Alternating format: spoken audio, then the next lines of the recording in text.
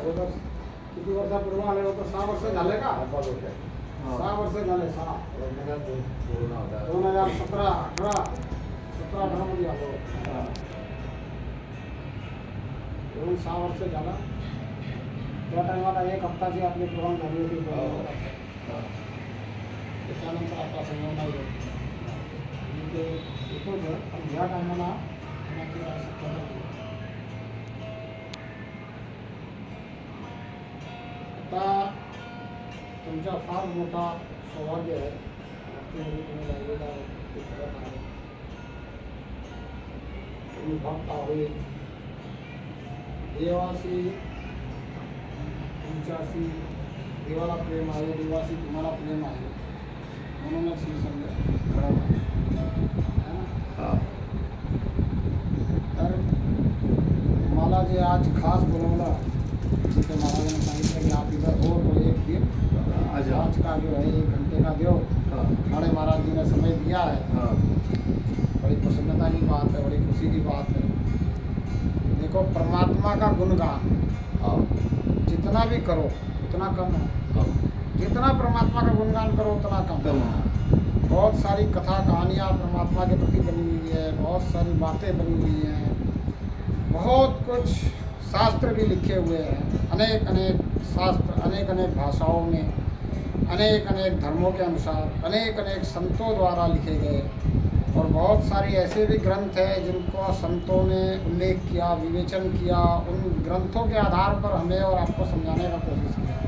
क्या समझाने की कोशिश की? सिर्फ इतनी सी बात कि परमात्मा इस जीवन में अगर संधि घट जाए परमात्मा की तो ये जीवन जो है सफल है. अगर परमात्मा की संधि नहीं मिले तो ये जीवन सारा निष्फल. ओम नमो नारायण.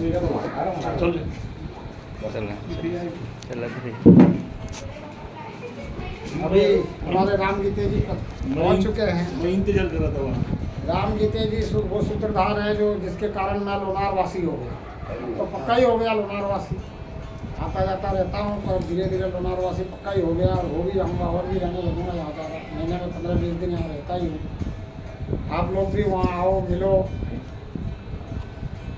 सेवा संस्थान यहाँ पे शुरू हुआ है आपके नगरी में. परमात्मा की कृपा है. परमात्मा की कृपा से जो कुछ हो रहा है वो होते जा रहा है. करवाने वाला परमात्मा ही है. मैं निमित्त मात्र हूँ, माध्यम मात्र हूँ. बाहेर बनवा म्हणलं भाई येऊ लागले. और आप लोग बाहेर या म्हणा. इस सेवा में साथ दो बाहेर आणि भाई भक्ती ताकि जो है आपके शहर में आपके नगर में जो सेवा कार्यक्रम है वो आपके लिए है, लोगों के लिए, लोगों के द्वारा ही हो. हाँ ठीक है ना. आज मेरे को बोलना तो इसी विषय पे था पूरा. पर ये भक्ति भाव का विषय है तो भक्ति भाव लेके चल रहे थे. जहाँ हम थे कि भाई परमात्मा के विषय में सभी साधु संत महात्माओं ने बहुत कुछ लिखा है. और यहाँ तक लिख दिया है कि अगर जीवन में परमात्मा की संधि नहीं मिली तो पूरा जीवन बेकार व्यर्थ हो गया. ये जीवन कुछ भी इस जीवन का लाभ नहीं हुआ.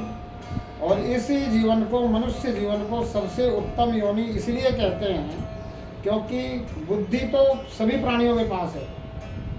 हम देखते हैं सभी प्राणियों के पास बुद्धि है. कुत्ते को वफादार इसलिए कहते हैं क्योंकि उसके पास बुद्धि है, वो वफादारी करता है.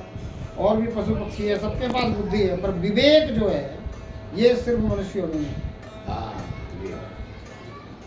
विवेक होना जरूरी है. विवेक का मतलब क्या है? विवेक का मतलब है बुद्धि से विचार करके, चिंतन करके, मनन करके उस निष्कर्ष तक पहुंचना जो वाकई में सत्य है. सत्य निष्कर्ष तक पहुंचना, वो उसको क्या कहते हैं? विवेक. विवेक हमारे अंदर सबसे ज़्यादा. और हमें विवेक से ही सब कुछ होना है. और ये विवेक कैसे होता है? तो बोला बिनो सत्संग विवेक ना हो. जिसने सत्संग नहीं किया उसको विवेक हो भी नहीं सकता. सत्संग का मतलब क्या है? सत्य का संग करना. सत्य का संग करना मतलब सबसे पहले तो सत्यवादी हो जाना. उसके बाद सत्यनिष्ठ हो जाना. जो कुछ बोलना है वो सत्य बोलना है. जो कुछ बोलना है उसी के अनुसार करना है. जैसे अपनी वाणी वैसे ही अपने कर्म होने चाहिए. अगर वाणी कुछ अलग है, कर्म कुछ अलग है तो वो फिर बात बनती नहीं है. जैसी बोलनी जैसी रहनी होनी चाहिए, जैसी बोलनी वैसे करनी होनी चाहिए। तो इसको कहते हैं सत्य वाचा, इसको कहते हैं सत्संग, कि सत्य बोलना, सत्य के आधार पे चलना, सत्य के हिसाब से ही कर्म करना और सत्यनिष्ठ हो जाना, मतलब कि सत्य के प्रति निष्ठा होनी। सत्य क्या है? परमात्मा। परमात्मा के प्रति निष्ठा हो जाना, निष्ठावान हो जाना परमात्मा के प्रति। परमात्मा के प्रति निष्ठावान होने का मतलब क्या है? परमात्मा के प्रति निष्ठावान होने का मतलब है कि परमात्मा पे पूर्ण विश्वास होना, संपूर्ण विश्वास होना। अगर परमात्मा पे पूर्ण विश्वास है, संपूर्ण विश्वास है और परमात्मा सर्वशक्तिमान है, यह मान चुके हैं, परमात्मा सब कुछ कर सकता है, परमात्मा सब कुछ करने कराने वाला, यह मान चुके हैं, तो हम क्या करते हैं? परमात्मा के प्रति पूर्ण समर्पित हो जाते हैं, समर्पण हो जाता है। समर्पण का मतलब क्या है? समर्पण का मतलब है कि अब परमात्मा से ये प्रार्थना होती है कि जैसे तू चाहता है वैसे रख, जो तू चाहता है वो करवा इस शरीर रूपी साधन से। भक्त को पता होता है कि मैं शरीर नहीं हूँ, मैं शरीर से अलग हूँ। भक्ति इसीलिए कर रहा है कि मुझे शरीर छोड़ करके जाना है, तो शरीर छोड़ करके मुझे जाने के समय में परमात्मा का ध्यान रहे, परमात्मा में गमन हो जाए, तो आवागमन से छुटकारा हो जाए, मुझे दोबारा शरीरों के चक्कर में नहीं पड़ना पड़े, मेरा आवागमन छूट जाए। इसी बात को संत बताते, बोले जन्मत मरत असे दुख हो, जन्मने में और मरने में असे दुख होता है। इस दुख से छुटकारा पाने के लिए हम क्या करते हैं? भक्ति। भक्ति काहे के लिए? मुक्ति के लिए। मुक्ति काहे से? आवागमन से, जन्म मरण से मुक्ति, कि बार बार जन्म मरण में नहीं आना पड़े, बार बार शरीर नहीं धारण करना पड़े। नहीं तो संत कहते हैं कि भाई एक शरीर को छोड़ करके आत्मा दूसरा शरीर धारण करती है। अगर अंत समय में परमात्मा में ध्यान नहीं रहा, तो जहाँ अंत समय में ध्यान रहता है वहीं पर इस मुझ आत्मा का, इस जीव का, आत्मा जीव रूप में रहती है। जब तक परमात्मा से मिलन नहीं होता, अपने आप को समझ नहीं लेते, जब तक मन बुद्धि चित्त अहंकार से अलग नहीं हो जाते, जब तक परमात्मा से यह प्रार्थना नहीं करते कि हे प्रभु जो तू चाहता है वो करवा ले इन साधनों से, ये शरीर भी मेरा साधन है, तूने ये साधन दिया है, मन बुद्धि चित्त अहंकार जो कुछ तूने दिया है ये सब साधन है, इन साधनों से जो कुछ करवाना वो तू करवा दे।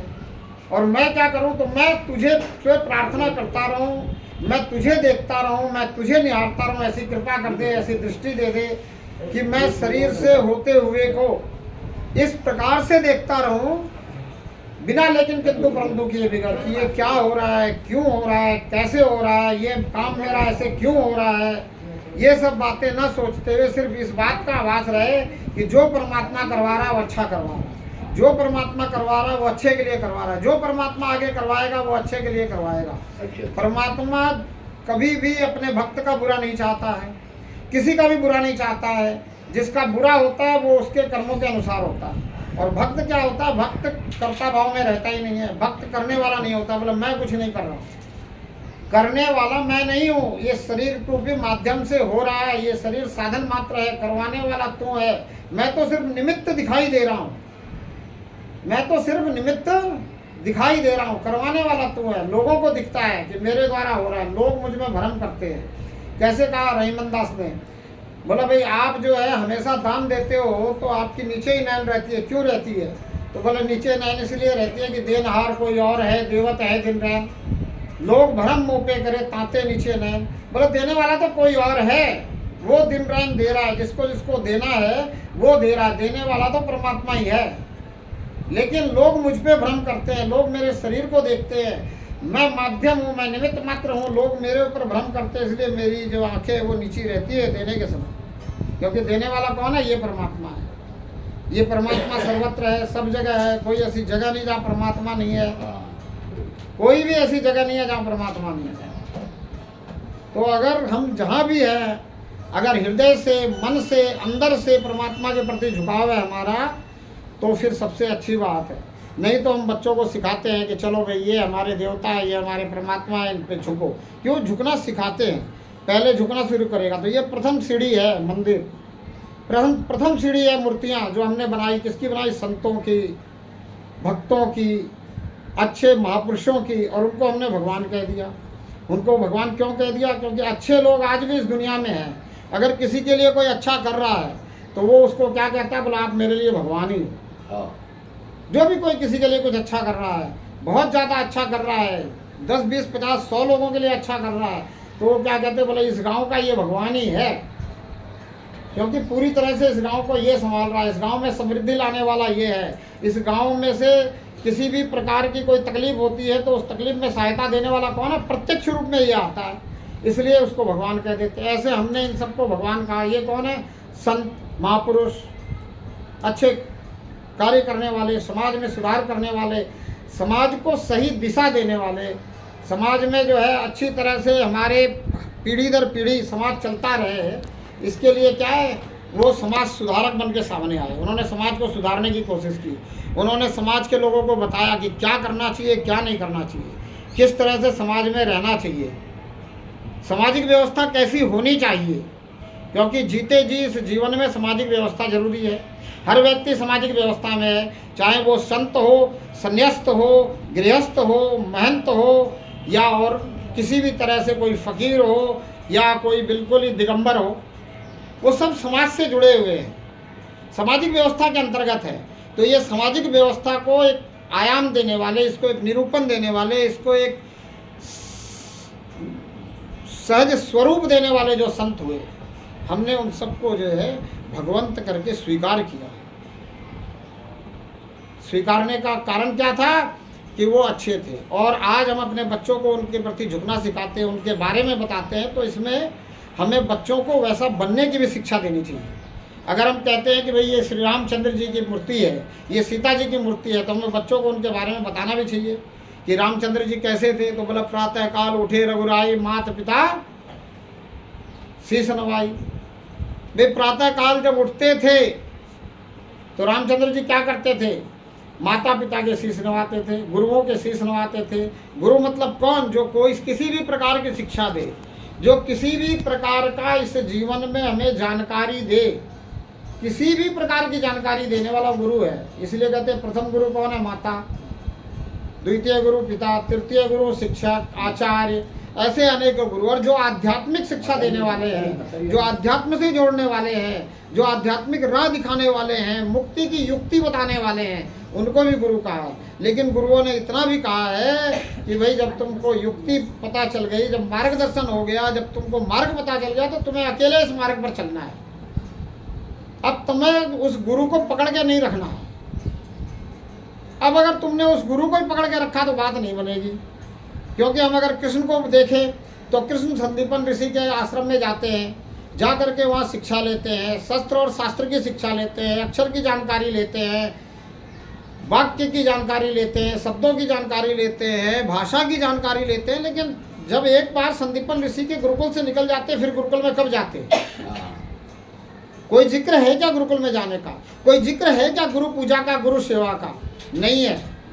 पर आजकल ये धंधा बन गया है, गुरु पूजा और गुरु सेवा का भी धंधा बन गया है।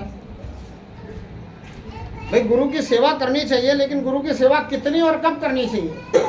जब गुरु की जरूरत हो। जरूरतमंद की सेवा करनी चाहिए, माता पिता की भी सेवा करनी चाहिए। लेकिन अगर माता पिता का शरीर चल रहा है, सब कुछ ठीक चल रहा है, आज अगर वो माता पिता स्वयं में सक्षम है, तो फिर उनकी सेवा की जरूरत क्या है? अब तो उनसे सिर्फ प्रेम से वार्तालाप करनी है, प्रेम से मिलना है, क्योंकि वो माता पिता हैं। उनका ध्यान रखना है कि जब उनको जरूरत पड़े तो मैं तैयार रहूं। उनसे ये कहना है कि मैं आपके लिए न्यौछावर हूं, जब भी आपको ज़रूरत पड़े तो आपने जो है बताना है सिर्फ, और मैं आपकी ज़रूरत पे तैयार हूं। जब तक आप अपना कर रहे हो तब तक जो है आप अगर करने में सक्षम हो, कर रहे हो, तो आप हमें अगर नहीं बोल रहे हो कि ये करना है तो हम करने के लिए तैयार हैं, लेकिन ज़रूरत नहीं है तो हम क्यों करें? तब तक हम और किसी की भी सेवा कर लें। हम जिस विभाग में यहाँ सेवारत है या जो हम कार्य कर रहे हैं वो भी सेवा ही है। सिर्फ माता पिता की सेवा सेवा नहीं है, बच्चों की सेवा भी सेवा है। वो बच्चे किसके हैं? भाई हमारे माता पिता की सेवा हम इसलिए करें कि उन्होंने बचपन में हमारी सेवा करी। तो आज अगर माता पिता को ज़रूरत नहीं है तो हम अगर बच्चों की सेवा कर रहे हैं तो वो भी सेवा है। उसको सेवा समझ के ही करें। क्यों सेवा है? क्योंकि सब परमात्मा के हैं। जो भी कुछ हम किसी के लिए करेंगे, कुछ भी करेंगे, चाहे वो अपने बच्चे हों चाहे दूसरे के बच्चे हों, सब अपने हैं, कोई पराया नहीं है। और एक तरह से देखा जाए तो सब पराये हैं। कौन है अपना? क्या पता कब छोड़ करके कौन चल दे। किसी का बच्चा अगर उसके रहते रहते शरीर पूरा कर जाता है तो हम क्या कहते हैं? भाई जितने दिन तुम्हारा साथ था उतने दिन उसने साथ निभाया। इतना ही तुम्हारा और इसका साथ विधाता ने लिखा हुआ था, परमात्मा ने लिखा हुआ था, ये विधि का विधान था, ये छोड़ के चल दिया। भाई अपना होता तो क्यों चलते, नहीं चलता, वो पराया ही है। लेकिन जहाँ अपने को हम अगर पराया समझ लें तो वहाँ बात ऐसी होती है कि मोह टूट जाता है, और मोह का टूट जाना ही मोक्ष है। भाई मोह टूट गया, अब हम इनको परमात्मा का समझ के इनकी सेवा कर रहे हैं। परमात्मा की कृपा से परमात्मा ने निमित्त बना करके जो करवा लिया वो हो रहा है, ऐसा समझ करके जब काम करते हैं तो क्या होता है, मोह टूट जाता है, मोक्ष की अवस्था आ जाती है और सेवा चलती रहती है। ऐसे ही हम पराये के लिए करते हैं कि भाई जो परमात्मा हमारे से करवा रहा है, जितना परमात्मा ने हमारे को सामर्थ्य दिया है, जितना परमात्मा ने हमें बुद्धि दी है, उस हिसाब से हम दूसरों की सेवा के लिए प्रयास करते हैं और सेवा करते हैं। अब वो भी अपने हो गए, मोह नहीं है इनके साथ भी, उनके साथ भी, दोनों के साथ मोह नहीं है, तो सब अपने हो गए और सब पराये हो गए। और अगर सबको परमात्मा का मान लिया तो परमात्मा अपना है, इसलिए सब अपने हो गए। और जब सब अपने हो गए, पूरा संसार परमात्मा का हो गया, तो जैसे हम एक आधे मठ में जाके सेवा करते हैं, एक आधे किसी धार्मिक स्थान में जाके सेवा करते हैं, जब कण-कण में परमात्मा है, सारी धरती परमात्मा की है, सारा विश्व परमात्मा का है, ये संपूर्ण संसार परमात्मा का है, तो हम जहाँ भी सेवा करते हैं वो धार्मिक स्थान ही होता है, वो परमात्मा का मठ ही होता है। इसीलिए हमारे संतों ने कहा क्या, वसुधैव कुटुंबकम, सारी धरती हमारा परिवार है और हम परिवार समझ करके इसकी सेवा करें। तो हम कहने का मतलब हमारे संतों का कि हम अपने परिवार के जो बच्चे होते हैं उनको सुधारना चाहते हैं, उनको संभालना चाहते हैं, उनको अच्छा चरित्र देना चाहते हैं, उनको अच्छी नैतिकता देना चाहते हैं।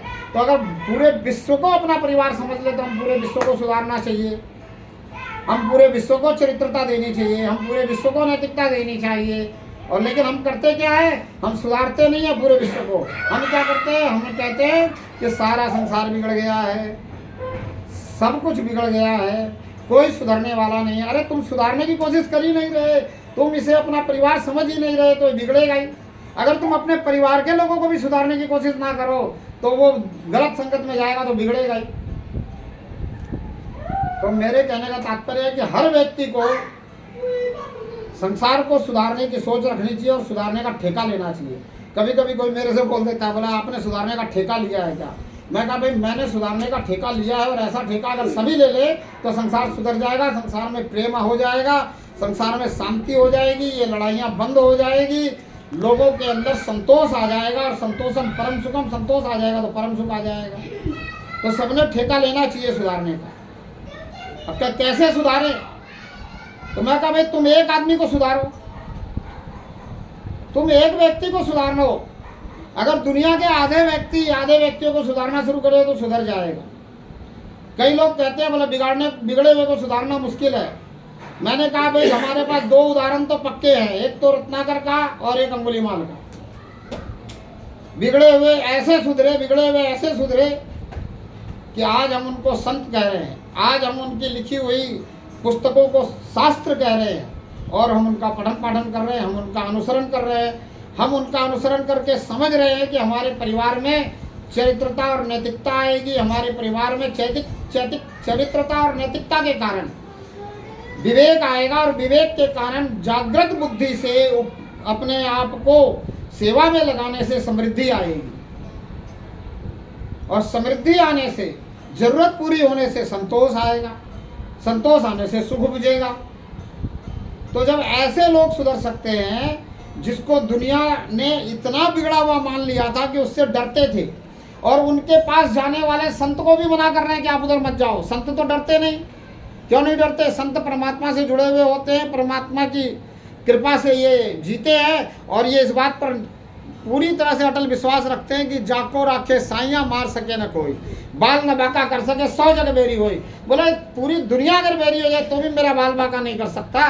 तो कोई एक आध व्यक्ति जो दुनिया का बिगड़ा हुआ बदमाश आदमी है, या दुनिया जिसको बदमाश कह रही है, वो मेरा क्या बिगाड़ सकता है? कुछ नहीं बिगाड़ सकता। जहाँ पर कृपा राम की होई ता पर कृपा करे सब कोई।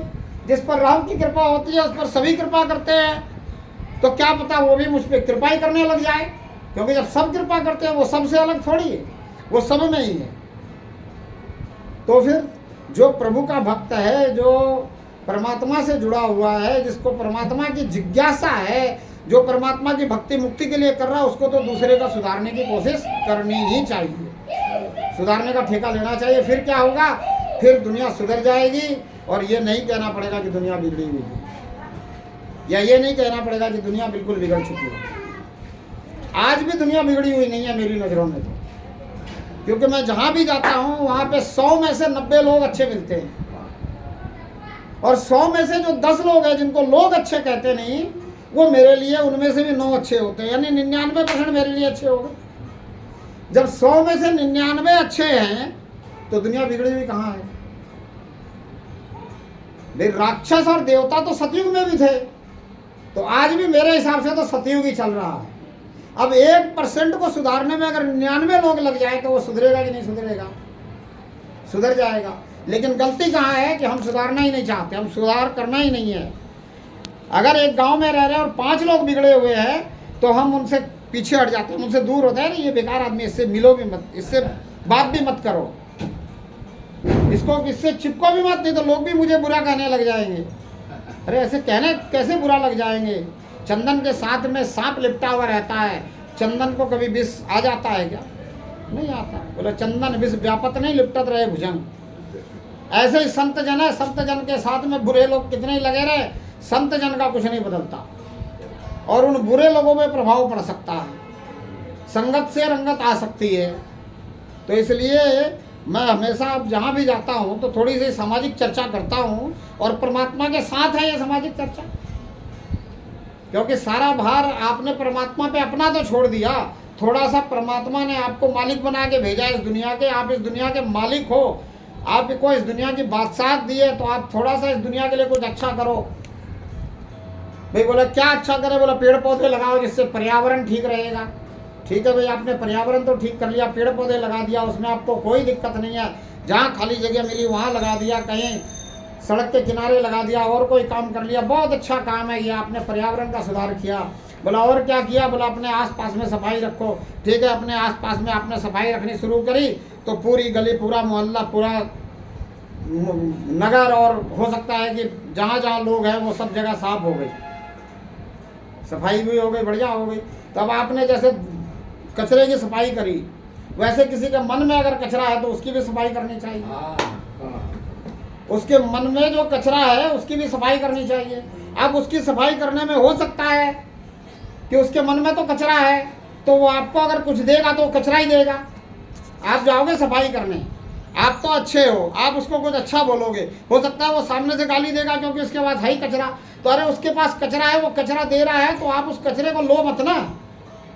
आप उस कचरे को लोगे नहीं, आप ग्रहण नहीं करोगे, आप अपने पास रखोगे नहीं, तो आपका कचरा थोड़ी मिलेगा। वो उसका कचरा उसके पास रहेगा।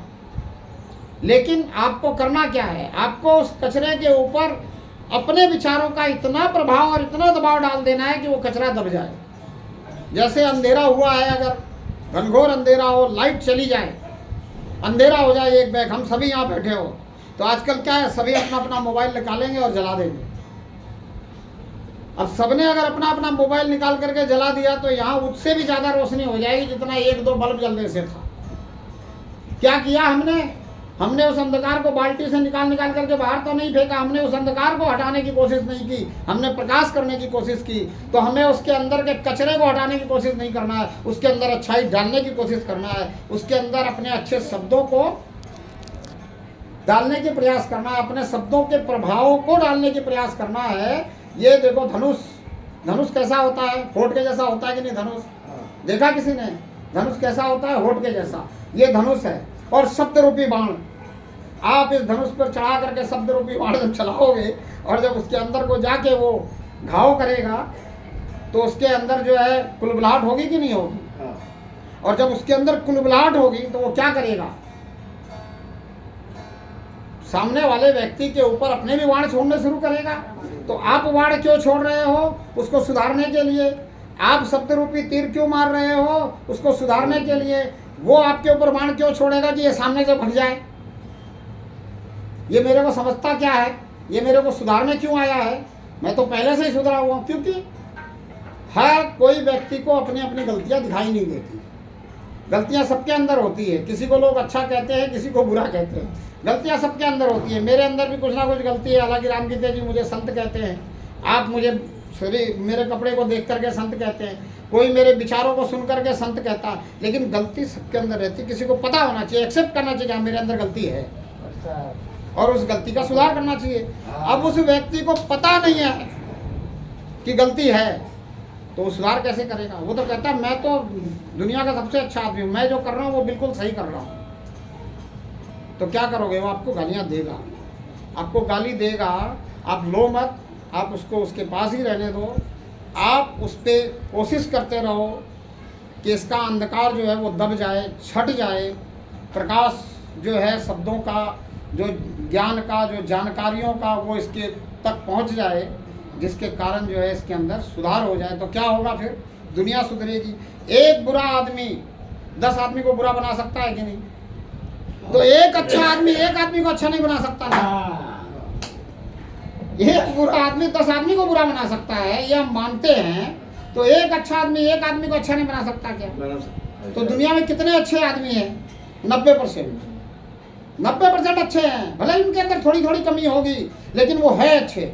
वो उतने बुरे नहीं है रत्नाकर के जैसे, वो अंगुलीमाल के जैसे बुरे नहीं है। वो किसी को मार करके अंगुली की माला बना करके नहीं पहन रहे हैं, वो किसी को लूट करके सरेआम नहीं अपना भोजन तैयार कर रहे हैं। वो 90% लोग जो अच्छे हैं, वो 90 आदमी मिल करके 10 आदमी को नहीं सुधार सकते क्या? एक खराब आदमी अगर 10 आदमी को खराब कर सकता है, तो 10 अच्छे आदमी एक अच्छे आदमी को सुधार सकते हैं। इतना ही तो हिस्से में आ रहा है। और फिर भी हम कहते हैं कि दुनिया नहीं सुधरने वाली, हमने ठेका नहीं लेना चाहिए दुनिया को सुधारने का, हम खुद सुधर जाएं तो जग सुधर जाएगा। अरे हम तो सुधर जाएंगे। यही बात अगर नारद ने सोची होती, यही बात अगर बुद्ध ने सोची होती कि हम सुधर गए, जग सुधर गया, तो अंगुलीमाल कैसे सुधरता? रत्नाकर कैसे सुधरता? नहीं सुधरता। तो इसलिए मैं ये निवेदन करता हूँ आज के समय में कि भाई जो भी अच्छे लोग हैं, अपने आप को अच्छा समझते हैं, वो लोगों को सुधारने की कोशिश करो। भाई एक आदमी आपके पल्ले पड़ता है 10 के, आप 10 आदमी एक साथ मिल जाओ और उस एक को सुधारने की कोशिश करो। और सुधारने के लिए पहले 10 आदमी विचार करो कि भाई उसके अंदर की जो गलती है वो क्यों है, कारण को खत्म कर दो। भाई वो चोर क्यों है? क्योंकि उसके पास गरीबी है। उसकी गरीबी को दूर करने का उपाय करो। कैसे करोगे उसकी गरीबी को दूर? उसको किसी काम में लगा दो, या आपके पास ज़्यादा धन है तो उसको दे दो, या किसी धनवान के पास धन है तो उसके साथ ऐसी व्यवस्था कर दो कि वो चोरी करने में जितनी ऊर्जा लगाता है उतनी ऊर्जा जो है उस धन को लेकर के और धन पैदा करने में लगा दे। कोई बिजनेस शुरू कर ले, कोई काम शुरू कर ले, कोई धंधा शुरू कर ले। कर तो सकते हैं, पर करते नहीं है, कोशिश नहीं करते। क्या बोलते हैं? बोला मांगना मरने के समान है। अरे तुम अपने लिए मांगे तो मरने के समान है, दूसरे के लिए मांगे तो मरने के समान नहीं है। विवेकानंद जी ने क्या किया? विवेकानंद जी ने अपने लिए कभी कुछ नहीं मांगा। रामकृष्ण मिशन की शुरुआत की, कैसे शुरुआत कर ली होगी? आप क्या समझते हैं कि बिना मांगे शुरुआत हो गई होगी रामकृष्ण मिशन की? मांगना तो पड़ा होगा। तो उन्होंने कहा कि भाई मैं अपने लिए नहीं मांगता हूँ, मेरे लिए मांगने में शर्म आ सकती है, लेकिन दूसरे के लिए मांगने में क्या शर्म है? मुझे आपसे लेना है और किसी दूसरे को देना है, इसमें मुझे शर्म नहीं आनी चाहिए। और अगर मैं सक्षम हूँ तो मुझे भी लगा देना चाहिए। अब फिर वही बात, मैं अपनी बात भी करूँगा कि भाई यहाँ पे एक आश्रम शुरू किया है, अनाथ आश्रम, वृद्धाश्रम के नाम से शुरू किया है। जितनी मेरी